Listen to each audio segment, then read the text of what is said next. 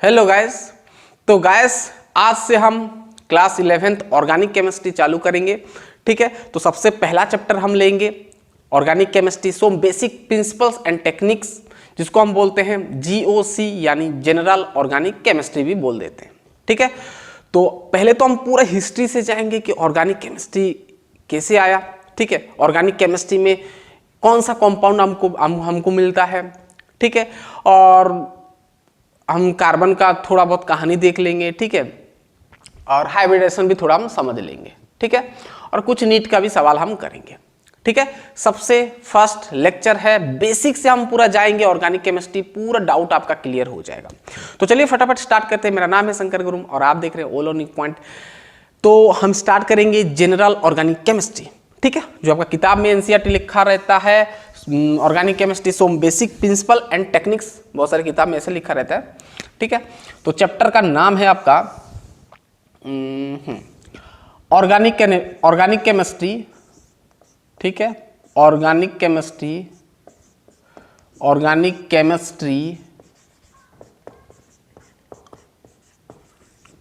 सोम basics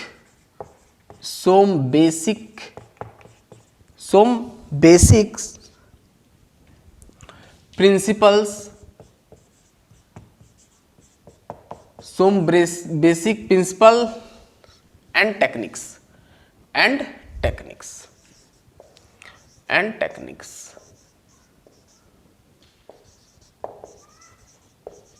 ठीक है, तो ये पहले हेडिंग डाले, बड़ा चैप्टर है, सिंपल इसको शॉर्ट फॉर्म हम बोल देते हैं GOC यानी जनरल ऑर्गेनिक केमिस्ट्री।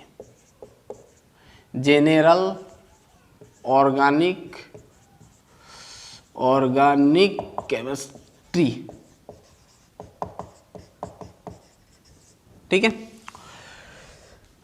ठीक है, हेडिंग डालें।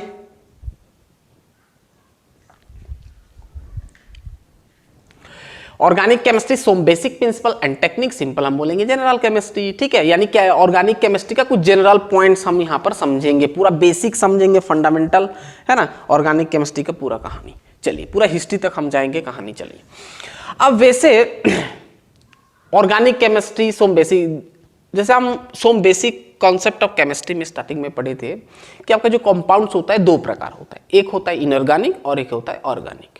ठीक है, तो इनऑर्गेनिक का तो हम बाद में बात करेंगे, ये लेक्चर आपका पूरा ऑर्गेनिक पे ही चलेगा। तो आपका जो केमिकल कंपाउंड्स होता है, आपका जो केमिकल कंपाउंड्स होता है, ये आपका दो प्रकार होता है। कौन बोला? ये जे बर्जिलस ने कहा। कौन बोला? जे बर्जेलियस कहो। ठीक है, जे बर्जिलियस ने कहा कि आपका जो कंपाउंड्स होता है, यानी जो केमिकल कंपाउंड्स होता है, वो आपका दो प्रकार होता है। एक होता है आपका ऑर्गेनिक कंपाउंड्स और इनऑर्गेनिक कंपाउंड पहले लिखते हैं। एक होता है आपका इनऑर्गेनिक कंपाउंड्स। ठीक है, और एक होता है आपका ऑर्गेनिक कंपाउंड्स।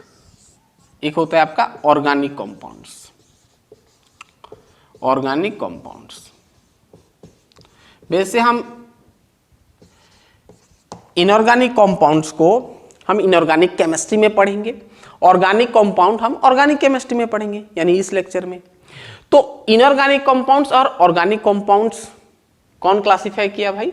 जे बर्जिलियस ने। ठीक है, तो इनऑर्गेनिक कंपाउंड्स मतलब ऐसा कंपाउंड जो कि आपका नॉन लिविंग से मिलता है ना। ये आपका इसका जो सोर्स होता है आपका नॉन लिविंग सोर्स होता है। नॉन लिविंग सोर्स होता है। इसका सोर्स क्या होता है? Non living. इसका सोर्स जैसे आपका हो गया है ना, मिनरल से मिलता है, मिनरल्स, रॉक्स, ये सब से। ठीक है, यानी जो अर्थ से मिलता है आप कह सकते हैं, वो आपका इनऑर्गेनिक कंपाउंड्स होता है। ठीक है, और ज्यादातर हम इनऑर्गेनिक कंपाउंड्स लैब में बना लेते हैं। ठीक है, अब ऑर्गेनिक कंपाउंड्स का सोर्स क्या होता है, कहां से मिलता है ऑर्गेनिक कंपाउंड्स? ऑर्गेनिक मतलब समझ में आ रहा है कि ये लिविंग थिंग से आ रहा है, यानी लिविंग ऑर्गेनिज्म से आ रहा है, लिविंग सोर्स है ये आपका, है ना। यानी ऑर्गेनिक मतलब जो ऑर्गन से हमको मिल रहे हैं, है ना यानी प्लांट्स, एनिमल्स, ये सब में से प्लांट्स एंड एनिमल्स। और डायरेक्टली और इनडायरेक्टली हमको ये कंपाउंड मिलता है, समझ में आना। इनऑर्गेनिक कंपाउंड कहाँ से मिलता है? आपका नॉन लिविंग सोर्स से मिलता है, मिनरल्स, रॉक्स, ये सब में से। और ऑर्गेनिक कंपाउंड्स आपका लिविंग ऑर्गेनिज्म से जो मिलता है डायरेक्टली और इनडायरेक्टली मिलता है, यानी प्लांट्स हो गया, एनिमल्स हो गया, ठीक है। ये सब में से हमको ऑर्गेनिक कंपाउंड्स मिलता है, ठीक है। बेसिक समझो पहले, ठीक है। ये कहा कौन? जे बर्जेलियस। यानी जो नॉन लिविंग ऑर्गेनिज्म से मिलता है वो आपका होता है इनऑर्गेनिक कंपाउंड, जो लिविंग से मिलता है वो आपका ऑर्गेनिक कंपाउंड्स, ठीक है। इतना दूर तक पूरा क्लियर? ये तो जे बर्जेलियस स्टार्टिंग में कहा, ठीक है। अब थोड़ा हम ऑर्गेनिक कंपाउंड्स का हिस्ट्री जानते हैं कि ऑर्गेनिक कंपाउंड्स कैसे होता है, मतलब उसका कैसे बनता है, ठीक है। वो सब हम कहानी थोड़ा देख लेंगे। अब थोड़ा हम जाते हैं हिस्ट्री, हिस्टोरी हम जाते हैं, थोड़ा हिस्टोरी जाते हैं, ठीक है। अब थोड़ा हम जाएंगे हिस्टोरी, ठीक है।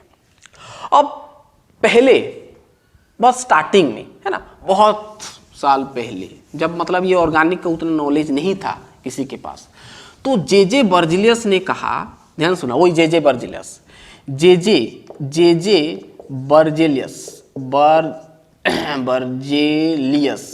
जे बर्जेलियस ने कहा कि आप ऑर्गेनिक कंपाउंड्स को, ओसी को आप लैब में, यानी cantt be prepared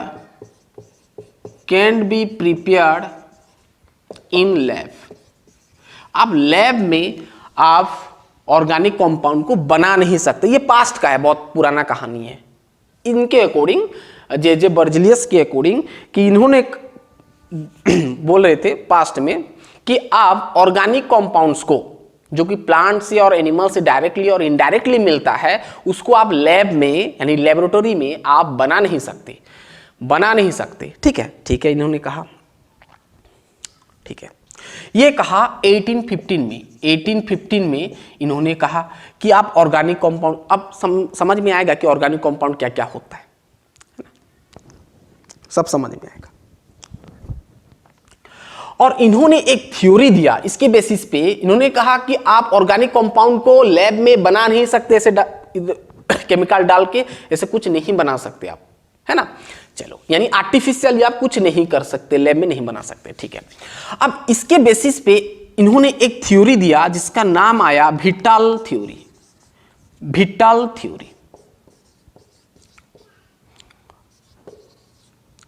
force theory, और विटाल फोर्स थ्योरी लिख दो, विटाल फोर्स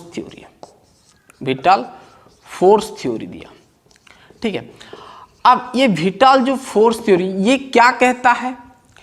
ये कहता है, विटाल फोर्स थ्योरी ये कहता है कि ऑर्गेनिक जो कंपाउंड्स होते हैं, ध्यान सुनना, ऑर्गेनिक में लिख देता हूं पहले, ऑर्गेनिक कंपाउंड्स, इन्होंने कहा कि ऑर्गेनिक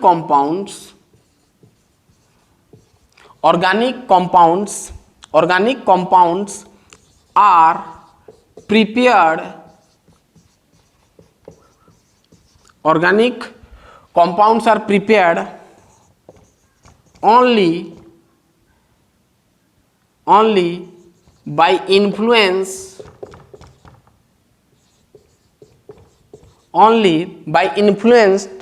of some force,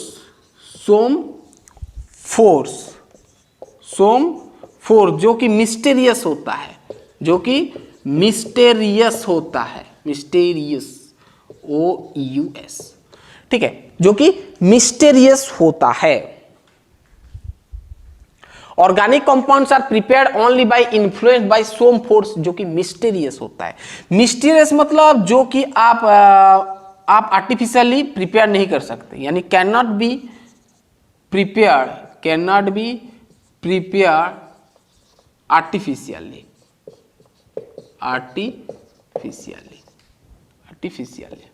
ठीक है, जो कि आप लैब में नहीं बना सकते, आर्टिफिशियली और लैब में कहो, है ना, लैब में आप नहीं बना सकते। ये बोला विटाल फोर्स थ्योरी। क्या बोल रहा है, ध्यान सुनना। मिस्टीरियस मतलब जो कि आप can not be prepare artificially, ठीक है। अब ध्यान सुनना, इन्होंने एक थ्योरी दिया, organic compounds are prepared only by influence of some force, जो कि मिस्टीरियस होता है। यानी इन्होंने कहा कि आपका जो ऑर्गेनिक कंपाउंड्स होता है, वो ऑर्गेनिक कंपाउंड्स में एक फोर्स के वजह से ऑर्गेनिक कंपाउंड्स में बनता है, जो कि लिविंग में, किसमें भाई, फोर्स इन लिविंग ऑर्गेनिज्म लिख दो, इन लिविंग ऑर्गेनिजम्स, यानी जो लिविंग ऑर्गेनिज्म यानी प्लांट्स और जो एनिमल्स में जो आपका ऑर्गेनिक कंपाउंड, जो कंपाउंड होता है जिसको हम ऑर्गेनिक कंपाउंड बोलते हैं, वो ऑर्गेनिक कंपाउंड ये फोर्स से ही बनता है। सोम फोर्स जो मैं यहां पर बताया, जो कि मिस्टीरियस होता है, जिसको हम विटाल फोर्स भी बोलते हैं। तो ये फोर्स के वजह से आपका ऑर्गेनिक कंपाउंड बनता है। यानी सिंपल कह सकते हैं कि ऑर्गेनिक कंपाउंड्स में आपका विटाल फोर्स होता है। वो फोर्स के वजह से आपका ऑर्गेनिक कंपाउंड बनता है, और वो फोर्स यानी वो विटाल फोर्स को आप आर्टिफिशियली नहीं क्रिएट नहीं कर सकते, प्रिपेयर नहीं कर सकते, लैब में आप नहीं बना सकते, एक मिस्टीरियस होता है। ठीक है, ठीक है, समझ में आ गया कि इन्होंने कहा 1815 में कि इन्होंने एक थ्योरी दिया, organic compounds are prepared only by influence of some force. यानी ऑर्गेनिक, इनके अनुसार ये है कि आपका जो ऑर्गेनिक कंपाउंड बन सकता है only by influence of some force, है ना, कुछ फोर्स जो कि मिस्टीरियस होता है, उसके अनुसार बनता है, उसी के अनुसार ही बनेगा बोल रहे हैं, only by influence of some force जो कि मिस्टीरियस होता है। और मिस्टीरियस मतलब जो कि आप लैब में नहीं बना सकते, वो ऑटोमेटिक आपका नेचुरली वो बनता है इनके अनुसार। लेकिन धीरे धीरे बहुत सारा एक्सपेरिमेंट किया गया, ठीक है, अलग अलग प्रकार के साइंटिस्ट आए, है ना, तो फिर बहुत सारा रिसर्च हुआ तो और एक साइंटिस्ट आए जिनका नाम था एफ ओलर। और वो एक दिन लैब में काम कर रहे थे, इसी का खोज कर रहे थे, रिसर्च कर रहे थे कि क्या हम ऑर्गेनिक कंपाउंड्स को लैब में बना सकते हैं। ठीक है, और लैब में बनाने के लिए बहुत सारा रिसर्च हुआ, ठीक है, आर्टिफिशियली बनाने के लिए बहुत सारा रिसर्च हुआ। तो नया साइंटिस्ट और नया केमिस्ट, जर्मन केमिस्ट आए जिनका नाम था एफ ओलर। क्या था? एफ ओलर। ठीक है, ये साइंटिस्ट का नाम है, ठीक है, जर्मन केमिस्ट थे एफ ओलर। और इन्होंने एक एक्सपेरिमेंट किया, एक एक्सपेरिमेंट कर रहे थे, मतलब वही रिसर्च में थे कि ऑर्गेनिक कंपाउंड को कैसे हम लैब में बना सकते हैं। और एक लैब में काम कर रहे थे और वो एक एक्सपेरिमेंट किए, और वो एक्सपेरिमेंट में एमोनियम क्लोराइड लाए, ध्यान सुनना NH4Cl लाए, एमोनियम क्लोराइड लाए, ध्यान सुनना। इन्होंने एमोनियम क्लोराइड लाए और एमोनियम क्लोराइड के साथ रिएक्ट किए पोटासियम सियानाइट, है ना, ये आपका होता है पोटासियम सियानेट। और ये दोनों को रिएक्ट किए, मतलब ये लैब में काम कर रहे हैं, है ना, एक एक्सपेरिमेंट कर रहे हैं कि एमोनियम क्लोराइड को लाए जो कि इनऑर्गेनिक होता है, दोनों ही इनऑर्गेनिक, और दोनों को मिलाए तो इनको मिला NH, ध्यान सुनना, NH4CNO मिला और प्लस आपका KCl मिल गया। ठीक है, ये आपका होता है एमोनियम सियानाइट। क्या होता है? एमोनियम सियानाइट मिला, जो कि आपका इनऑर्गेनिक होता है, लेकिन हमको चाहिए क्या, उनको चाहिए क्या, ऑर्गेनिक चाहिए। तो फिर ये बहुत सारे ऐसे रिसर्च कर रहे हैं ना भाई, जो मूड में है वही करेंगे। ठीक है, अब ये देखिए इतना हो, मतलब ये दोनों को रिएक्ट किए तो ये मिल गया, अब दिमाग में आ गया। फिर ये क्या किए, इसको फिर फर्दर हीट किए, यानी जो आपका NH4CNO जो कि आपका एमोनियम सियानेट है, इसको फर्दर हीट किए। क्या किए? हीट किए। तो ये जो NH4CNO ये आपका रीअरेंज हो गया, यानी वही तो है कंपाउंड लेकिन रीअरेंज हो गया, है ना, मतलब एटम सब इधर उधर हो गए और रीअरेंज हो गया, है ना, इसका स्ट्रक्चर बदल गया। तो इन्होंने देखा कि ये इस प्रकार बन रहा है ना, H2N और H2N और C डबल बॉन्ड O और NH2, ठीक है। तो अब भाई ये इसका नाम होता है आपका यूरिया। क्या होता है? इसका नाम होता है आपका यूरिया। और हम जानते हैं यूरिया आपका ऑर्गेनिक होता है। क्या होता है? ऑर्गेनिक होता है, जो कि आपका होता है ना, ह्यूमन में आपका किडनी में जो बनता है यूरिन, है ना, जो कि आपका made in urine in man, है ना, इन मैन और मामाल सब में ये मिलता है आपका यूरिया, ठीक है। यूरिया बनता है कहां पर बनता है भाई? किडनी, ठीक है। सिंपल कहो, किडनी यूरिया को बनाता है, ठीक है। तो ये ऑर्गेनिक मिल गया, यानी ये क्या ऑर्गेनिक तरीके से लाए? क्या नहीं, लैब में ही बनाए। एमोनियम क्लोराइड लाए, पोटेशियम साइनाइड लाए, तो इनऑर्गेनिक कंपाउंड मिल गया। वही इनऑर्गेनिक कंपाउंड को हीट किए तो रीअरेंज होके ये फॉर्म में आ गया, जिसका नाम होता है यूरिया, जो कि आगे भी मिल चुका था। यूरिया मतलब कहानी देख चुके थे आगे कि ह्यूमन में यूरिया का ये फॉर्मूला होता है, आगे से उन लोगों को पता था। लेकिन ये कंपाउंड को उनको आर्टिफिशियल लाना था, आर्टिफिशियल यानी लैब में बनाना था। तो इस प्रकार बना लिए कौन? एफ ओलर, और खुश हो गए। और किसको लेटर लिखे? आपका बर्जिलस को लिखे, बहुत खुश हो गए और लिखे लेटर बर्जिलस को लिखे कि ऐसे लिखे कि आई मस्ट, मैं किताब में पढ़ रहा था, ये वहां पर ये मेंशन था, I must tell you that, tell you, I must tell you that, I must tell you that I can be, I can prepare, ध्यान सुनना, आई कैन प्रिपेयर यूरिया, ध्यान सुनना, I can prepare urea, I can prepare urea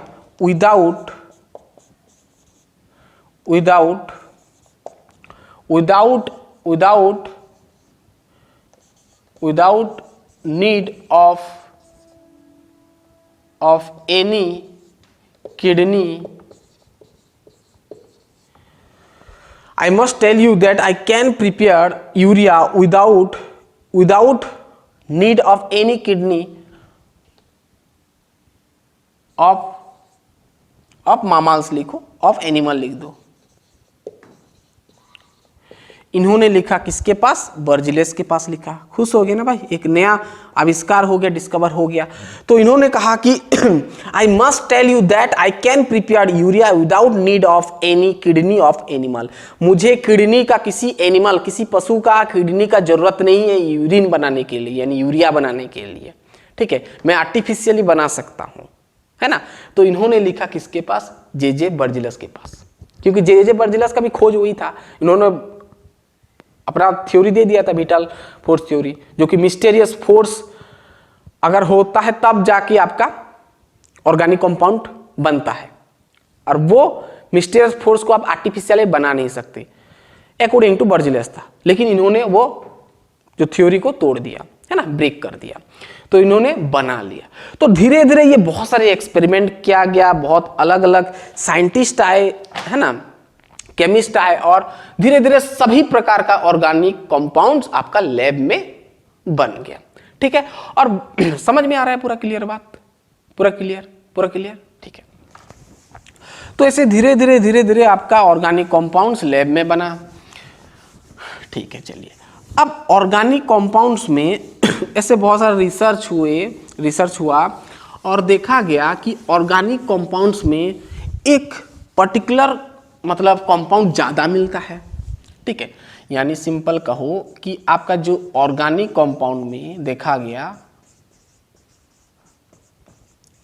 ध्यान सुनना, organic compounds में देखा गया कि ज़्यादातर ऑर्गेनिक कंपाउंड्स में आपका कार्बन मिलता है एंड हाइड्रोजन मिलता है। क्या मिलता है? कार्बन और हाइड्रोजन मिलता है, ठीक है। आप पढ़े होगे ना ऑर्गेनिक केमिस्ट्री में, क्लास वाला किए होगे कि कार्बन और हाइड्रोजन ज़्यादा पढ़ते हो, हाइड्रोकार्बन के बारे में ज़्यादा पढ़ते हो, CH सुन तो होगे ना, ठीक है। तो आपका ऑर्गेनिक केमिस्ट्री ही है, ठीक है, ऑर्गेनिक केमिस्ट्री में ही आप पढ़ते हो, ठीक है। तो ज्यादातर ऑर्गेनिक कंपाउंड्स में मिलता है कार्बन और हाइड्रोजन, इसके अलावा भी मिलता है ऑक्सीजन, नाइट्रोजन, उसका डेरिवेटिव होता है। ठीक है, ठीक है। तो कार्बन और हाइड्रोजन, सिंपल भाई। ऑर्गेनिक कंपाउंड्स मतलब ऐसा कंपाउंड जिसमें कि कार्बन और हाइड्रोजन होता है, ऐसे भी आप कह सकते हैं। ठीक है, तो कार्बन और हाइड्रोजन का रोल ज्यादा है आप कह सकते हैं ऑर्गेनिक कंपाउंड्स में। ठीक है, ठीक है। तो सिंपल अगर आप ऑर्गेनिक कंपाउंड्स या फिर ऑर्गेनिक केमिस्ट्री कहो, इसको अगर सिंपल डेफिनेशन के अनुसार लिखोगे तो आप लिख सकते हो कि ये आपका एक ब्रांच ऑफ केमिस्ट्री होता है और ब्रांच ऑफ साइंस होता है, जिसमें कि हम स्टडी करते हैं, study about study of organic, study of compounds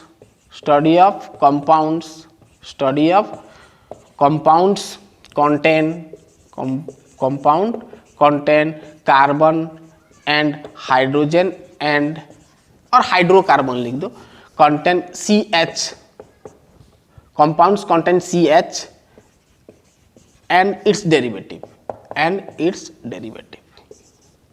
चलो धीरे धीरे समझ में आएगा।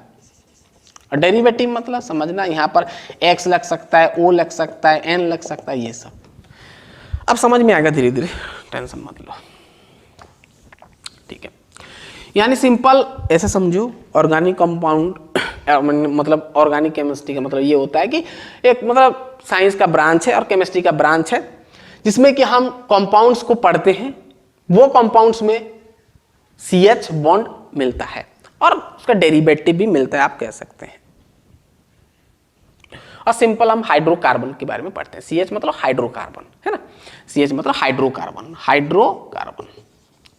हाइड्रोकार्बन के बारे में जहां पर हम पढ़ते हैं, तो सिंपल वो ऑर्गेनिक केमिस्ट्री हो गया, हाइड्रोकार्बन। ठीक है, हाइड्रो का आप आगे धीरे धीरे पढ़ोगे, मीथेन पढ़ोगे है ना, ये सब पढ़ोगे, CH4 पढ़ोगे, C2H8 पढ़ोगे, तो ये सब आपका क्या होता है, ऑर्गेनिक कंपाउंड्स होता है। ठीक है, ये हो गया। अब CCl4 पढ़ोगे, बहुत अलग अलग है कहानी है ना। तो यहाँ पर क्लोरीन आ गया भाई, तो ये भी ऑर्गेनिक है ना, लेकिन ये हाइड्रोकार्बन का डेरिवेटिव है।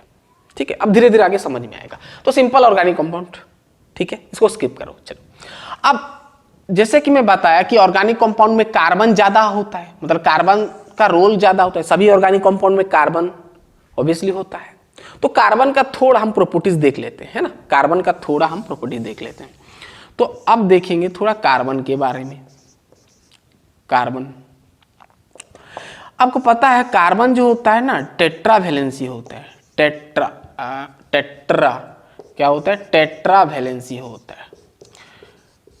टेट्रा वैलेंसी मतलब सिंपल समझो कि जो कि 3 ठो बॉन्ड बनाता है, जो कि 3 ठो बॉन्ड बनाता है, 3 कोवलेंट बॉन्ड बनाता है, 3 कोवलेंट बॉन्ड बनाता है। ये एक्सपेरिमेंटली देखा गया, 3 कोवलेंट बॉन्ड बनाता है। कोवलेंट बॉन्ड, ये बॉन्ड के बारे में आपको पता है। ठीक है, यानी देखा गया एक्सपेरिमेंट के अनुसार तो कार्बन जो है 3 बॉन्ड बनाता है, वो भी टेट्राहेड्रल मतलब टेट्राहेड्रल शेप में, टेट्राहेड्रल ज्योमेट्री में बनाता है। इस प्रकार ये आपका टेट्राहेड्रल शेप होता है। और ये जो एंगल होता है 109.28 मिनट, इतना डिग्री इतना मिनट। ठीक है, एंगल देखा गया। इसका जो ज्योमेट्री है ये आपका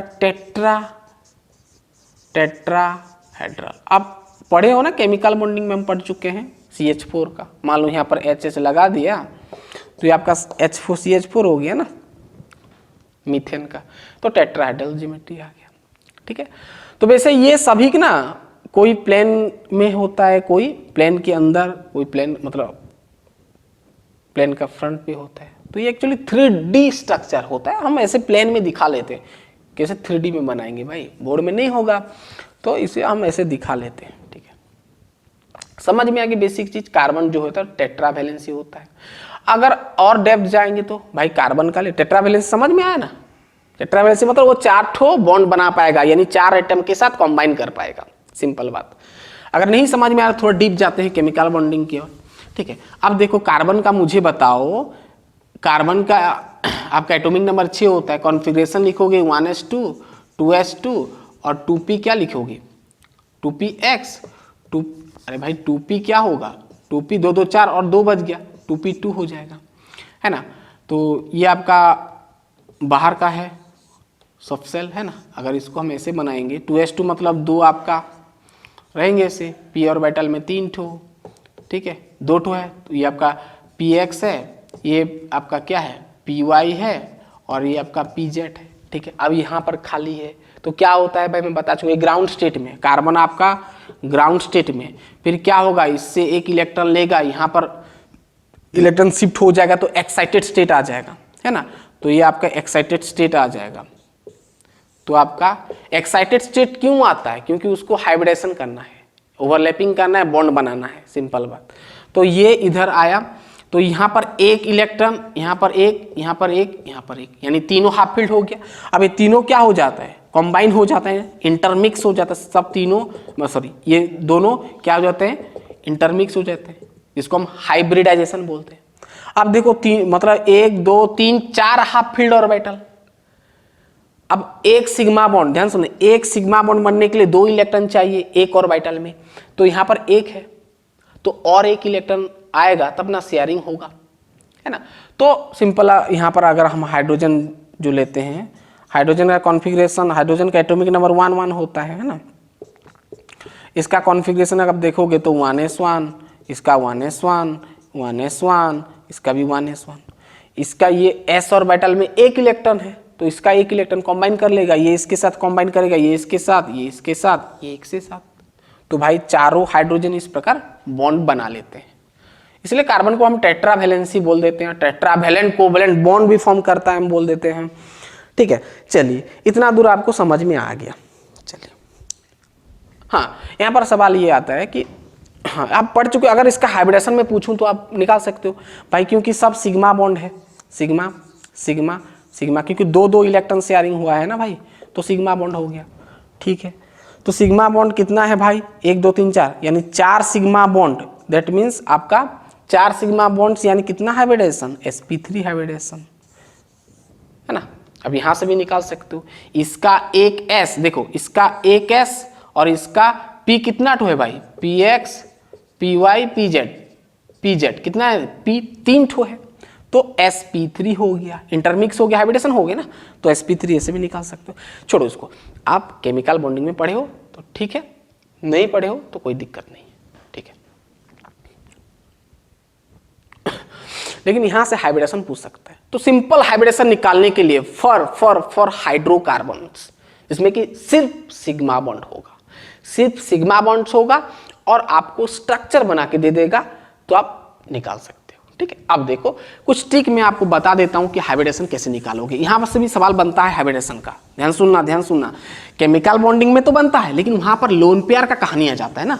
तो यहां पर क्या होता है ना, आपको स्ट्रक्चर बना के दे देगा और ये पर्टिकुलर एटम का हाइब्रिडेशन बताओ, पूछ सकता है। मैं दिखाऊंगा अभी क्वेश्चन आपको, PYQ है ना, प्रीवियस ईयर क्वेश्चन। चलो अब थोड़ा हम देख लेते हैं हाइब्रिडाइजेशन।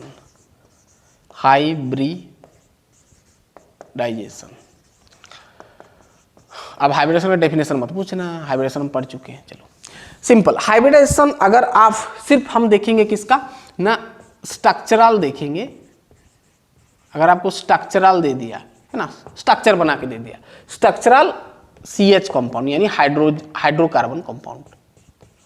अब हाइड्रोकार्बन कंपाउंड्स तो आपको आगे धीमे धीमे समझ में आएगा, फिर मैं थोड़ा आपको ऊपर बता रहा हूँ। मैं सिंपल आपको क्या करेगा ना, कार्बन का एक स्केलेटन दे देगा और यहाँ पर बहुत सारा हाइड्रोजन लगा देगा, ठीक है, इस प्रकार का दे देगा, तो हाइब्रिडेशन पूछ सकता है। इसका मतलब समझते हो ना भाई, इसका मतलब ये सिंगल बॉन्ड है, ठीक है। चलो अब थोड़ा मैं आपको कॉन्सेप्ट बता देता हूँ।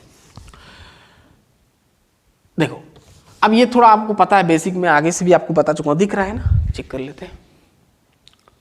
हाँ दिख तो रहा है। चलिए अगर कार्बन के बीच में सिंगल बॉन्ड है या फिर कार्बन और हाइड्रोजन के बीच में सिंगल बॉन्ड है तो इसका मतलब ये होता है कि ये सिग्मा बॉन्ड है, इतना पता है, ठीक है। अगर कार्बन के बीच में डबल बॉन्ड है तो ये सिग्मा और एक पाई होता है, एक सिग्मा एक पाई बॉन्ड होता है, ठीक है। अब कार्बन के बीच अगर 3 ठो बॉन्ड है तो एक सिग्मा होता है और 2 आपका क्या होता है, पाई बॉन्ड होता है, इतना मालूम है, ठीक है। हाँ अगर आप हाइब्रिडेशन निकालोगे, वैसे हम यहाँ पर 3 प्रकार का हाइब्रिडेशन पढ़ेंगे, sp, sp2 और sp3। क्योंकि कार्बन और ज़्यादा नहीं बना पाएगा। sp sp2 sp3 hybridisation show करेगा।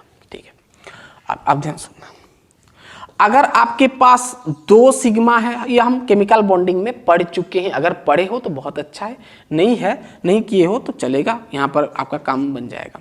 अगर 2 सिग्मा आपको मिल रहा है, अगर देखो हाइब्रिडेशन हम सेंट्रल एटम का निकालते हैं, ध्यान सुनना, सेंट्रल एटम, लेकिन यहां पर हम लंबा लंबा कंपाउंड देखेंगे ना, तो हर सेंट्रल एटम का अलग अलग होगा, यानी बहुत ऐसे सभी का निकाल सकते हैं। ठीक है, अब आपको समझ में आएगा। 2 सिग्मा यानी आपको लिखना पड़ेगा sp हाइब्रिडेशन, है ना। अगर 3 सिग्मा है तो आप लिखोगे sp2 हाइब्रिडेशन। अगर आपको 4 सिग्मा बॉन्ड मिल गया तो आप लिखोगे क्या, sp3। लोन पेयर को मैं यहाँ पर आपको शो नहीं कर रहा हूँ क्योंकि लोन पेयर अब आपको नहीं मिलेगा ये इसमें। ठीक है, लोन पेयर का पूरा कहानी जानना है तो आपको केमिकल बॉन्डिंग देखना पड़ेगा हाइब्रिडेशन का। ठीक है, तो यहाँ पर ये इतना में काम बन जाएगा आपका, ज़्यादा यूज नहीं है। मेथड तो पहला वाला है हाइब्रिडेशन निकालने का, केमिकल बॉन्डिंग।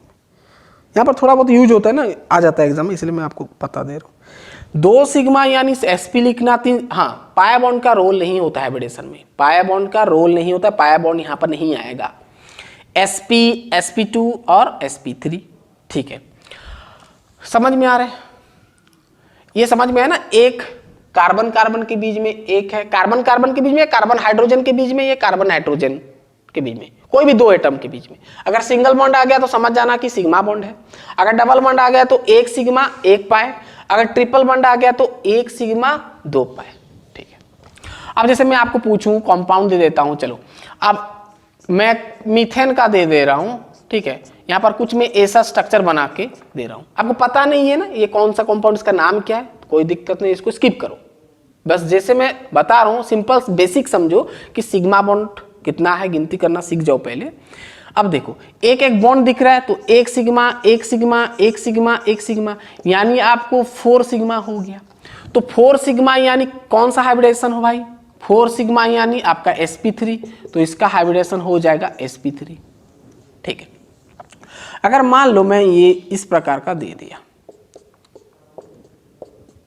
ठीक है, अब यहाँ पर सब जगह HH लगा दिया। वैसे तो ज़्यादातर आपको H मिलेगा, अगर नाइट्रोजन वगैरह मिल गया या फिर हेलोजन मिल गया तो कोई दिक्कत नहीं है। ठीक है, अब देखो, अब मैं यहाँ पर डबल बॉन्ड दे रहा हूँ, चलो हाँ डबल बॉन्ड दे दिया, 2 3, ये यहाँ पर 1 H 2 3 4, ये 2 3 4। ठीक है, अब मुझे बताओ, वैसे देखो अब यहाँ पर 1 2 3 4 ठो है एटम, तो सभी का आपका हाइब्रिडेशन आएगा।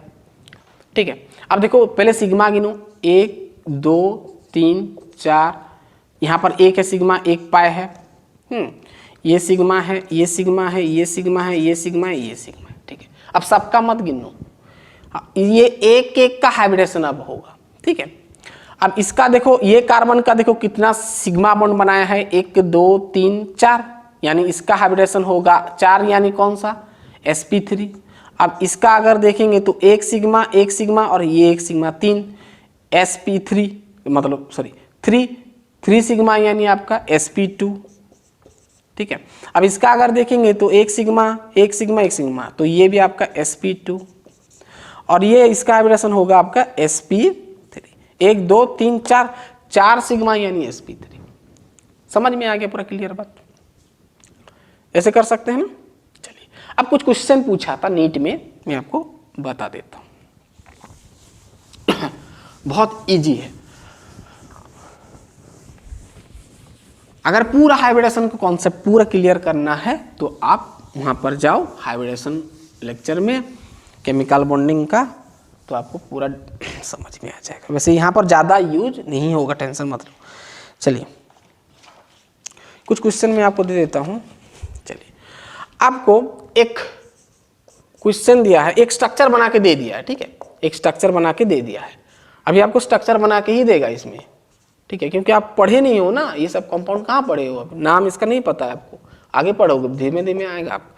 CH डबल बॉन्ड CH, अब CH यहाँ पर दे दिया CH3, बस आपको यहाँ पर समझ में आ रहा है कि सिंगल बॉन्ड है डबल बॉन्ड है, और कुछ समझ में नहीं आ रहा है। ठीक है, आपको आगे समझ में आएगा। ठीक है, अब यहाँ पर ये पूछा था, ये 2009 में पूछा था नीट में, नीट एग्जाम में पूछा था, ठीक है, कि यहाँ पर पूछा था कि आपको हाइब्रिडेशन निकाल, नंबरिंग कर दिया था यहाँ पर, ये पहला वाला कार्बन, दूसरा, तीसरा, चौथा, ये 5 वाला, ये 6 वाला, ये 7 वाला, ऐसे नंबरिंग कर दिया था। और आपको हाइब्रिडेशन निकालना है, ध्यान सुनना, हाइब्रिडेशन निकालना है, हाइब्रिडाइजेशन, हाइब्रिडेशन निकालना है ऑफ C2 यानी 2 नंबर कार्बन का, ठीक है, C2, C3, C5 and C6 का पूछा था। मैं ऑप्शन नहीं दे रहा हूं, आप निकाल सकते हो, ठीक है। तो क्या होगा भाई,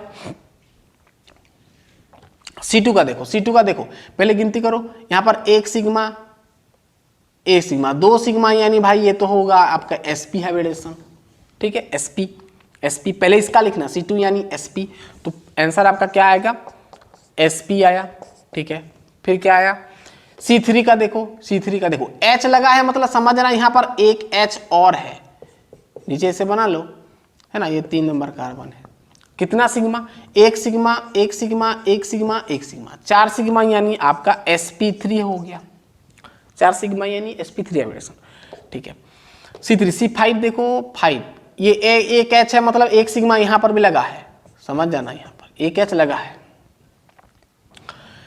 1 सिग्मा, 1 सिग्मा, 1 2 3, हाँ 1 सिग्मा, 3 है, यानी आपका हो गया sp2, ठीक है।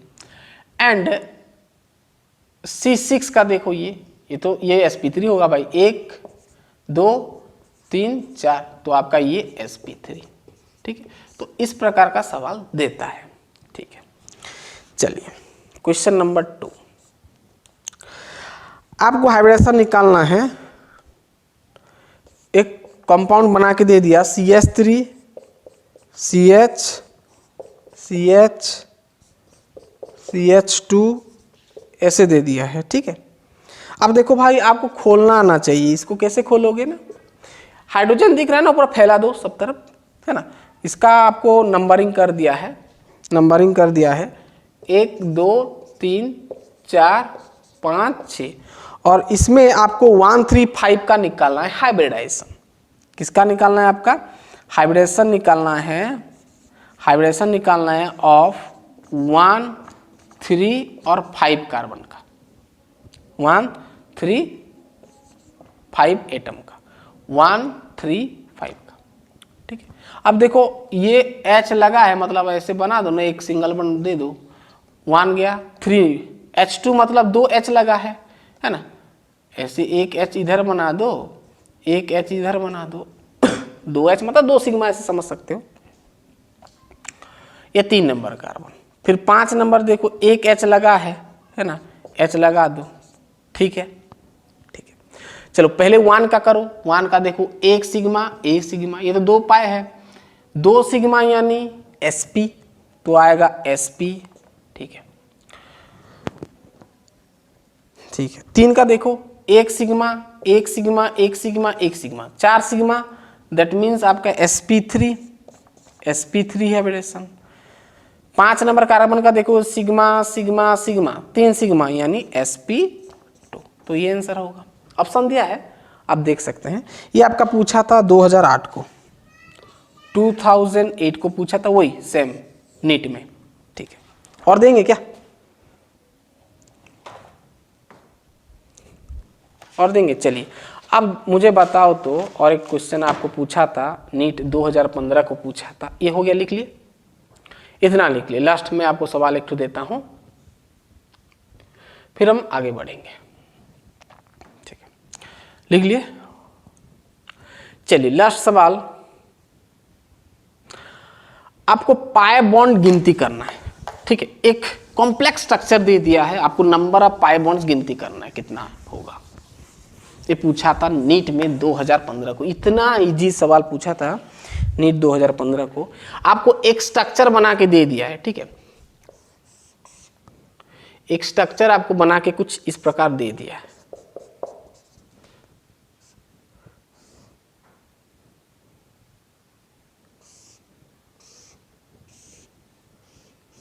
ऐसा कुछ बना के दिया है।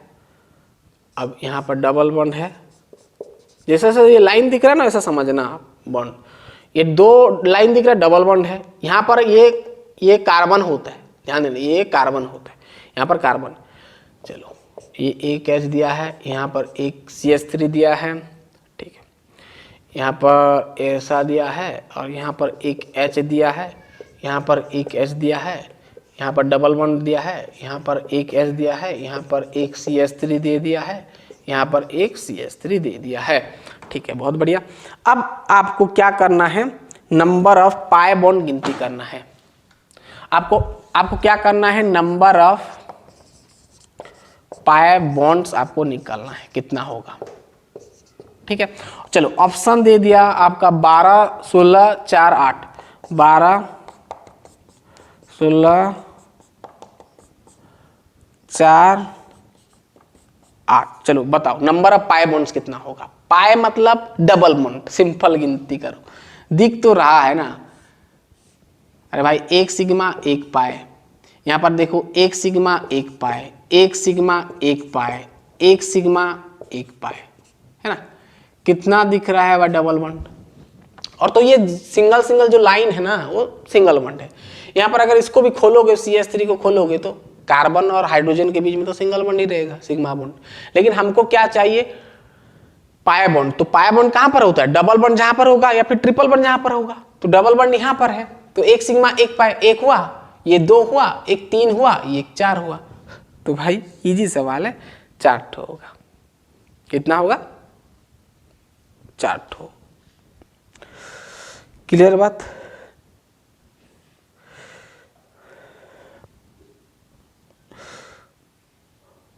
सॉरी आपको ऐसा नहीं पूछा, पाई बॉन्ड नहीं पूछा आपको, sorry. Number of pi bond electrons बोल दिया, बॉन्ड इलेक्ट्रॉन्स पूछा है, बॉन्ड इलेक्ट्रॉन्स, ठीक है।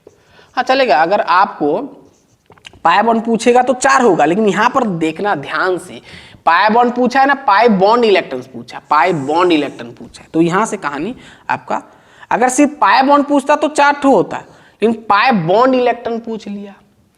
तो पाई बॉन्ड इलेक्ट्रॉन मतलब समझना, पाई बॉन्ड इलेक्ट्रॉन एक तो सिग्मा बॉन्ड, एक पाई बॉन्ड।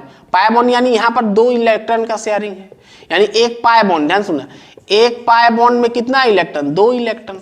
तो कितना पाई बॉन्ड आपका आया, 1 2 3 4 ठो आया। तो 4 पाई बॉन्ड में कितना होगा, 4 × 2 इलेक्ट्रॉन, दैट मीन्स आपका हो जाएगा 8 इलेक्ट्रॉन्स।